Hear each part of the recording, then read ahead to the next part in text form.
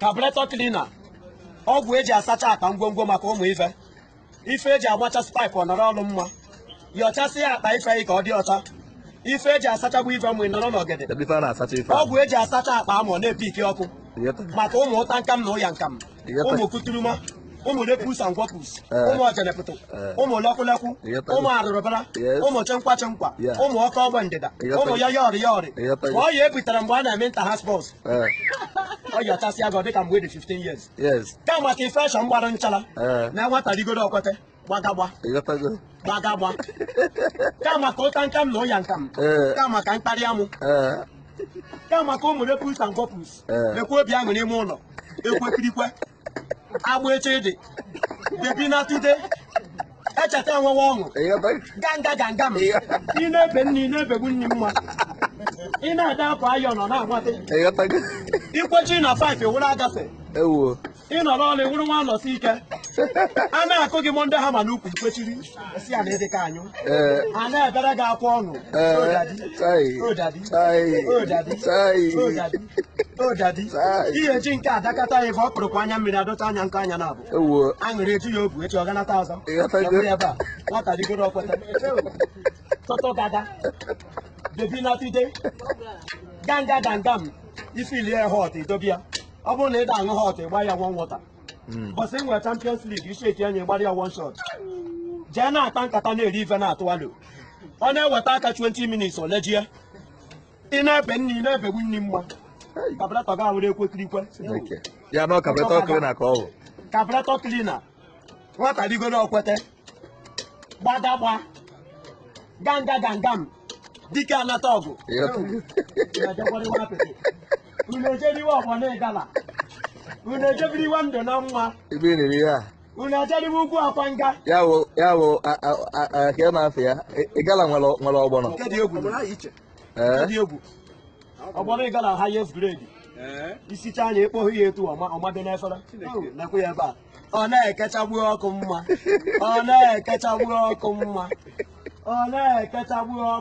kedu ihe dị n'ime ihe ahụ ọ na-ebecha ka efe dị n'ime ihe ahụ mgbọrọgwụ ike eji akpa ike nwabere ihe adị ebe a ịgbajuo ya mmiri na agba bụ nkwụ ọkụ dobe ya bọsị ị chọrọ ịkarị amụ ka ọ tụọ gị ahụ ịmacha ya ọfụma etoro ya otu shọtụ ọ na-eweta aka 20 minutes o rejista na-eje gwọrịwa apịtị ijebewe agụ mbọ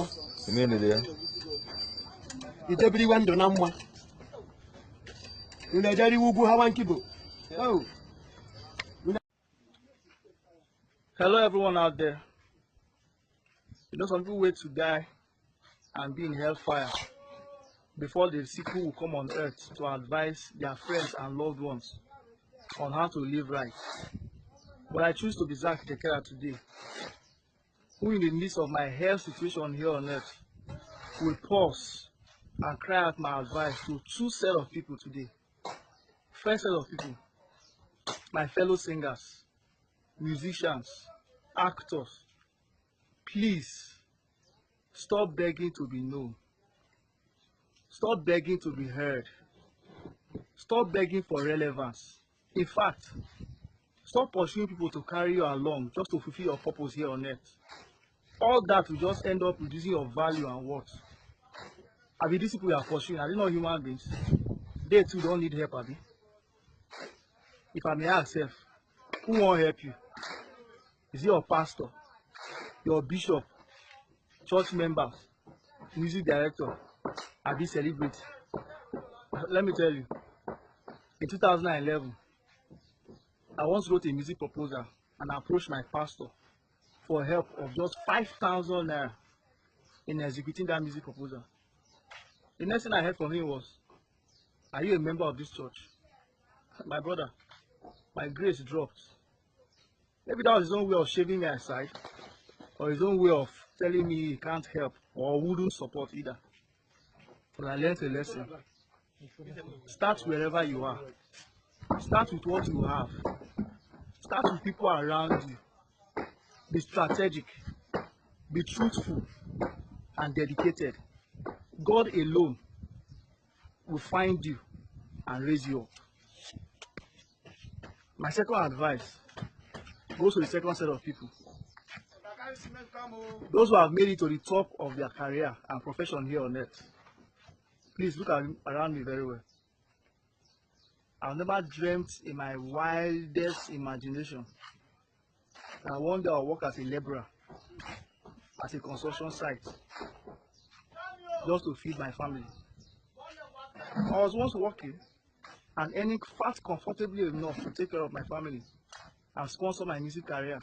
In fact, I've hosted 2 major music events and dropped 2 singles to my credit. But when recession came, I lost my job, sold my car, sold my properties, and here am I also working as a laborer just to feed my pregnant wife and son. Let me tell you, this situation I'm passing through right now, or something worse than this, it's real. So as you are there working, as you are there at the top of your career, invest, save. In fact, the best investment you can ever do is human development investment. Because one day when you are down, they will be there to raise you up. There is no one on my friend list, whether Facebook or Twitter or Instagram, that have not begged for financial help or financial support in this my situation. But you know what they tell me? They don't have. I know the funny thing, they will never have. Because I don't blame them. The race we run is a personal race. I caused it all myself. But I sure do know that whatever situation I'm passing through now, or anyone out there passing through this kind of situation. Carburetor cleaner. Ọgwụ eji asacha akpa ngwongwo maka ụmụ ife. Ife eji agbachasị pipe ọnọrọ ọlụ mma. Yọchasị akpa ife ka ọ dị ọcha. Ife eji asachagbu ife mgbe nọrọ n'ogede. Ọgwụ eji asacha akpa amụ na-epiki ọkụ. Maka ụmụ ụta nkam na ụya nkam. Ụmụ kuturuma. Ụmụ lepus and gwapus. Ụmụ ọjenepụtụ. Ụmụ lọkwụlekwụ. Ụmụ arụrụbara. Ụmụ chenkwa chenkwa. Ụmụ ọkọ ọgbọ ndịda. Ụmụ ya yọrị yọrị. Ma ọ ya ebutere mgbe a na-eme inter-house ọ yọchasị agụ dịka mgbe dị 15 years. Kama ka infection gbara nchala na nwata rigodo ọkwete gbagagba. Kama ka ụta nkam na ụya nkam. Kama ka mkparị amụ. Kama ka ụmụ lepus and gwapus. Ekwe obi aṅụ n'ime ụlọ. Ekwekirikwe. Agba eche dị. Bebi na tude. Echeta enwewe ọṅụ. Ganga m. Ị na-ebe nne, ị na-ebegbu nne mma. Ị na-ada afọ ayọ nọ na-agbate. Ikwechi na 5 ewuru agafe. Ị nọ n'ọlụ ewuru nwa nọsi ike. A na-akụ gị monde ha ma n'ukwu ikwechiri. Esi ya na-ede ka anyụ. A na-ebere gị akwa ọṅụ.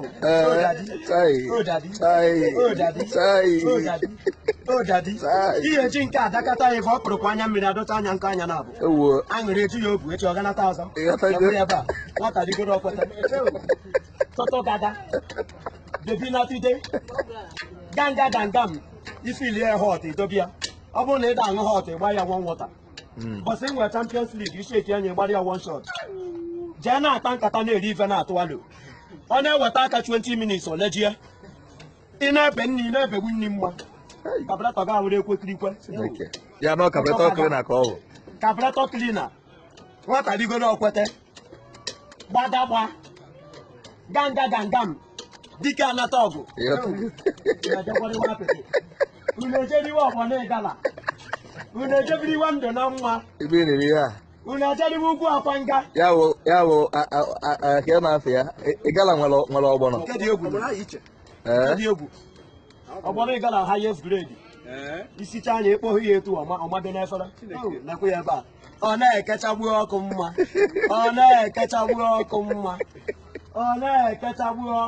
Kedu ihe dị n'ime ihe ahụ? Ọ na-epecha. Ka ife dị n'ime ya? Ihe ahụ mgbọrọgwụ ike eji akpa ike. Nwabara ihe adị ebe a ịgbajuo ya mmiri na agba bụ nkwụ ọkụ. Udobe ya. Bọsị ị chọrọ ịkarị amụ ka ọ tụọ gị ahụ. Ịmacha ya ọfụma etoro ya otu shọtụ. Ọ na-eweta aka 20 minutes o rejista. Ị na-eje gwọrịwa apịtị. Otu a ka ọ dị. Ijebewe agụ mbọ. Ime niri ya? Idebiriwe ndụ na mma. Ị na-ejeriwe ugwu hawa nkibo. Hello everyone. Ị na-ebe nne, ị na-ebegbu nne mma. ị na-ada akwa ayọ nọ na-agbate ịghọtago ikwechi na 5 ewuru agafe ewo ị nọrọ ọrụ ewuru nwa nọsi ike a na-akụ gị monde ha ma n'ukwu ikwechiri esi a na-ede ka anyụ a na-ebere gị akwa ọṅụ odadi ihe eji nke adakata ya ebe ọ kpụrụkwa anya mmiri adọta anya nke anya na-abụ ewo aṅụrị eju ya obu echi ọ ganata ọzọ ịghọtago ebe a nwata digoro ọkweta tọtọ gada debi na tide ganga gangam ifilie hot idobia ọ bụrụ na ị da-aṅụ hot ịgba ya one water bọsị nwere Champions League isi eti anya ịgbara ya one shot jee na-ata nkata na-eri ife na-atụwalo ọ na-eweta aka 20 minutes olejie ị na-ebe nri na-ebegbu nri mma kabratọ ga were ekwekirikwe ya na kabratọ klina ka ọ bụ kabratọ klina nwata rigoro ọkwete gbadagba ganga gangam dike anata ọgụ unu ejeriwe ọgbọ na ịgala unu ejebiriwe ndụ na mma ebe nri ya unu ejeriwe ugwu akwa nga ya wo ka na afọ ya ịgala nwere ọgbọnọ nke dị egwu ọgbọnọ ịgala highest grade isicha anya ekpoghị ya etu ọmado n'efere nakwa ya ebe a ọ na-ekechagbu ọkụ mma ọ na-ekechagbu ọkụ mma ọ na-ekechagbu ọkụ mma kedu ihe dị n'ime ihe ahụ ọ na-ebecha ka ife dị n'ime ya ihe ahụ mgbọrọgwụ ike eji akpa ike nwabara ihe adị ebe a ịgbajuo ya mmiri na agba bụ nkwụ ọkụ udobe ya bọsị ị chọrọ ịkarị ya mụ ka ọ tụọ gị ahụ ịmacha ya ọfụma etoro ya otu shọtụ ọ na-eweta aka 20 minutes o rejista na-eje gwọrịwa apịtị otu a ka ọ dị ijebewe agụ mbọ imeniri ya ijebiriwe ndụ na mma unu ejeriwe ugwu hawa nkibo. Hello everyone out there. You know some people wait to die and be in hellfire before the sequel will come on earth to advise their friends and loved ones on how to live right. But I choose to be Zach Dekera today, who in the midst of my health situation here on earth will pause and cry out my advice to two set of people today. First set of people, my fellow singers, musicians, actors, please stop begging to be known. Stop begging to be heard. Stop begging for relevance. In fact, stop pursuing people to carry you along just to fulfill your purpose here on earth. All that will just end up reducing your value and worth. I mean, these people you are pursuing, are they not human beings? They too don't need help.